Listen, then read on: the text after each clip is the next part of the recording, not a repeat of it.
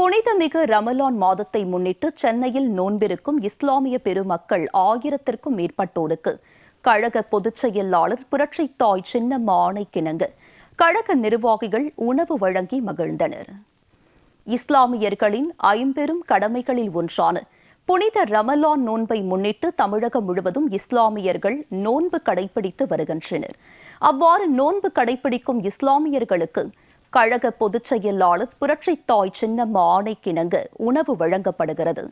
அந்த வகையில் சென்னை ராயபுரம் லாலாகுண்டா பகுதியில் இன்று அதிகாலை 3 மணிக்கு நோன்பு இருக்கும் இஸ்லாமியர்கள் 1000க்கும் மேற்பட்டோருக்கு புரட்சித்தாய் சின்னம்மா ஆணைக்கிணங்க கழக நிர்வாகிகள் ராயபுரம் பெருமாள் உள்ளிட்டோர் உணவு வழங்கினர். ரமலான் நோன்பு வைக்கும் சஹார் என்னும் நிகழ்ச்சியை நாங்கள் நடத்தி வருகின்றோம். இது கிட்டத்தட்ட 15ஆம் ஆண்டு நிகழ்ச்சி. இது அனைத்து சமய மக்களும் இன்ஷால்லா சாப்பிட்றாங்க.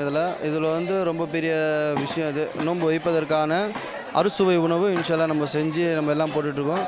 2 மணிக்கு ஆரம்பித்தோம், 3-4 மணி வரைக்கும் இன்ஷால்லா சாப்பிடுவோம் நோன்பு வைப்பதற்காக. 5 மணிக்கு பிறகு 5 மணிக்கு தொழுகைக்கு போவோம். தொழுகை முடித்தோடனே அப்படியே கண்டினியூ. அது வரைக்கும் சாயங்காலம் 6:30 மணிக்கு மேலே தான் நம்மளுடைய நோன்பு திறக்கும் நிகழ்ச்சியை சாப்பிட்டு இன்ஷால்லா நோன்பை முடிப்போம்.